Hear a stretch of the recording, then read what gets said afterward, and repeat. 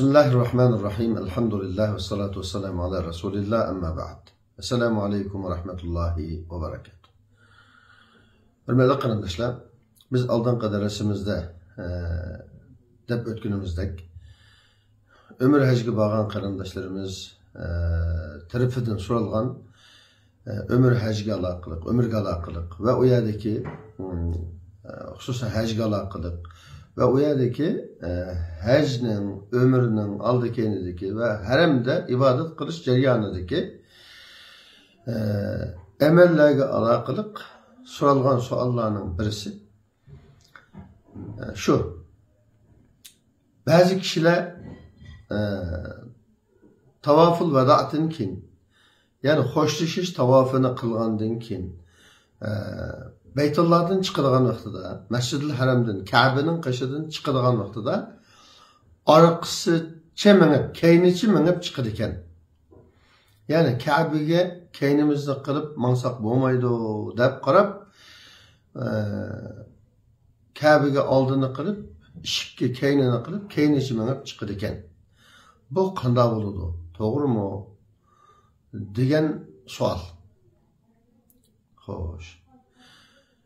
Elbette bir emelinin bulup mu ibadetlerge münasebetlik her kandak bir işinin doğru buluşu, onun şeriatının talimatlarına uygun buluşu münasebetlik.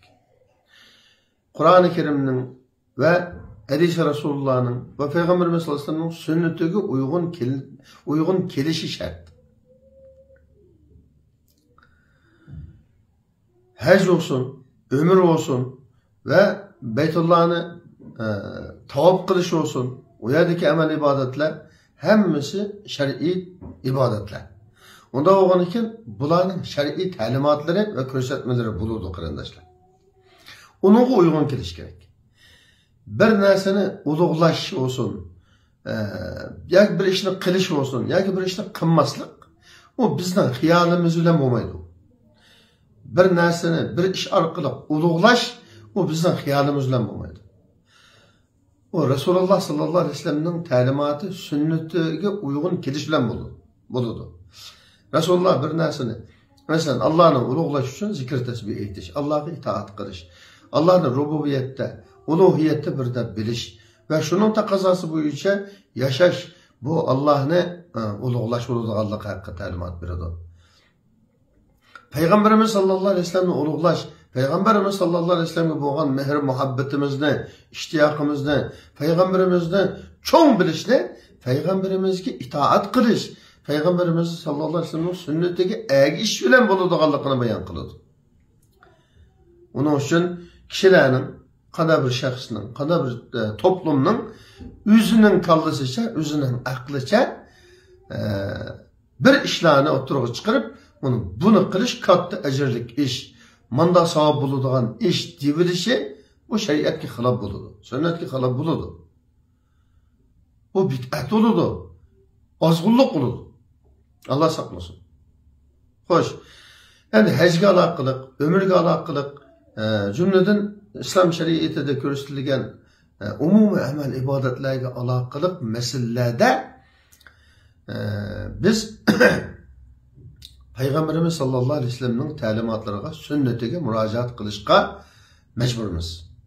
Peygamberimiz sallallahu aleyhi ve sellem qanday qilgan, bu haqda nima degan, qanday talimat, qanday yo'l yo'riq bergan, ma ishimiz shariatga uygunmi, uygun emasmi, to'g'rimi, to'g'ri emasmi, buni Resulullah sallallahu aleyhi ve sellem'nin sünnetiga bir qaytirishimiz, tanglishimiz lazım.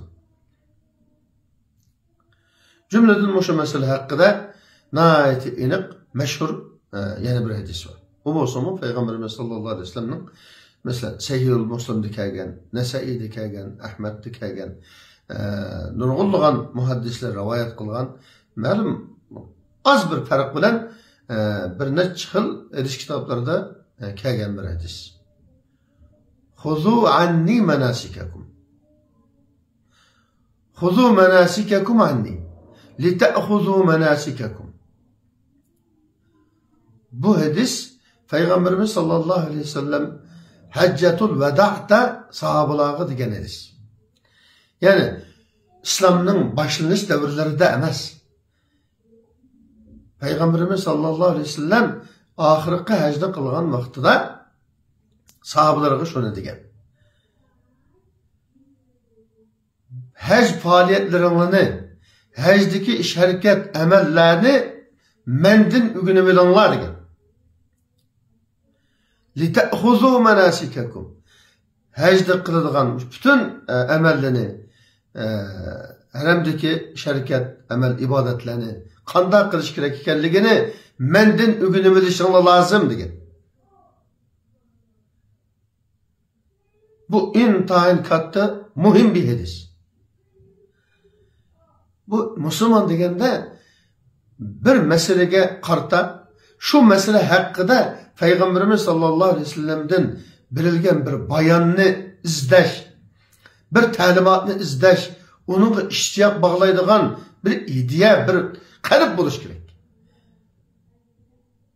Onu tapkan vaxtida hayacan bilen kabul kılış gerek. Hoş, demek biz haclerimizde olsun, ömürlerimizde olsun, ve oyadaki tavaf ve ondan başka emel ibadetlerimizde Peygamberimiz sallallahu aleyhi ve sellem din talim edişimiz gerekirken bu vacip.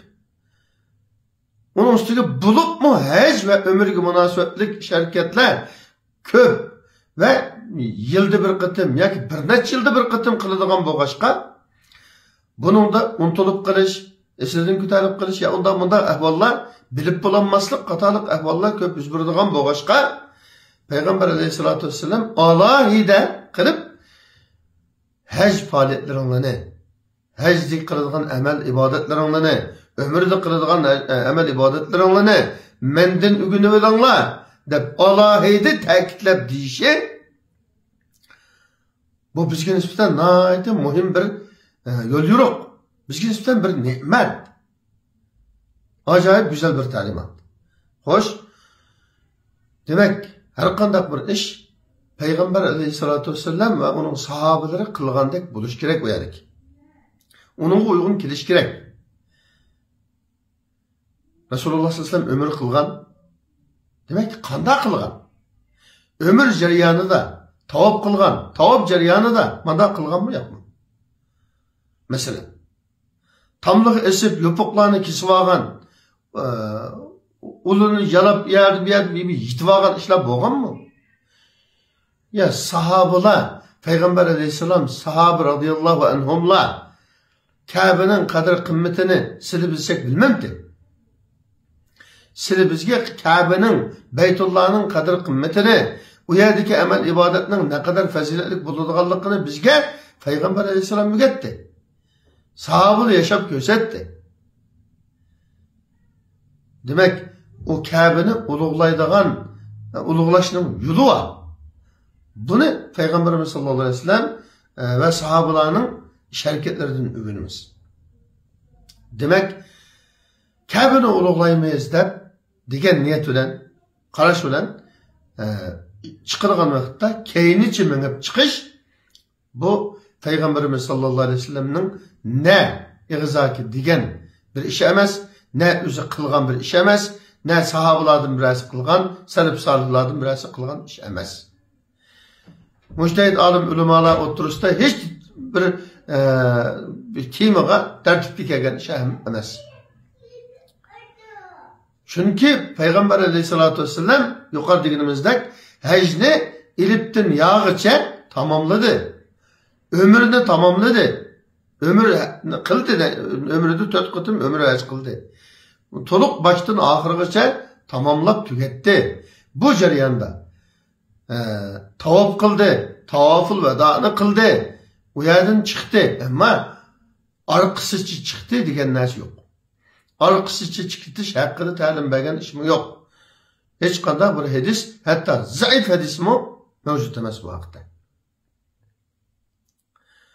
Onun için bu iş sünnetke muhalif bo'lganligi için bid'at hesaplanadi, hatalık hesaplanadi. Bunu bilmesden qıpsagan qarindoshlarimizningki tavba qilishini, bundan keyin bu ishni sodir qilmasligini tavsiya qilamiz. Ya bu işnin hech sunnatga uyg'un emas ekanligini bilib turib, Payg'ambarimiz sollallohu alayhi vasallamning qilmaganligini, qilish haqida so'zlamaganligini, sahobalarning ham hech qilmaganligini, salaf solihlardan hech kimning bunday ish qilmaganligini anlagandan keyin bilib turib, yana buni qilaman deyish, bu ozg'unlik bo'ladi. Ozg'unlik bo'ladi. Kullu bid'a dalala ve kullu dalalatin finnar. Peygamberimiz sallallahu aleyhi ve sellem kılmagan qanday bir ishni bu yaxshi ish, afzal ish deb ibodatning ichiga tiqib olish, bu bid'at. Bu ozg'unlik. Ozg'unlikning natijasi davzaq bo'ladi. Allah saqlasin. Davzaqdan qutulamiz deb berib, u amalni qilamiz, u ibodatni ado qilish orqali davzaqdan qutuladiganning yo'lini qilamiz. Buning uchun bir ish qilamiz deb berib, davzaqqa kiradigan ishlarni qilib yursak, bu intayin ichinishli, fojialik bir ish bo'ladi. Allah aql idrak bersin. Allah'ın cennetiga kirishga yarg'idek iymon egalaridan qilsin. Allah subhanahu wa ta'ala bütün qarindoshlarimizni, musulmonlarni sünnetga uyg'un, Qur'on hadisga uyg'un yashashga nasib etsin. Bütün amal ibodatlarini Peygamberimiz sallallahu aleyhi ve sellem ta'lim bergan bo'yicha, ta'lim bergan asosda qilishga muvaffaq qilsin ve qabul qilsin. Vesselamu aleykum ve rahmetullah.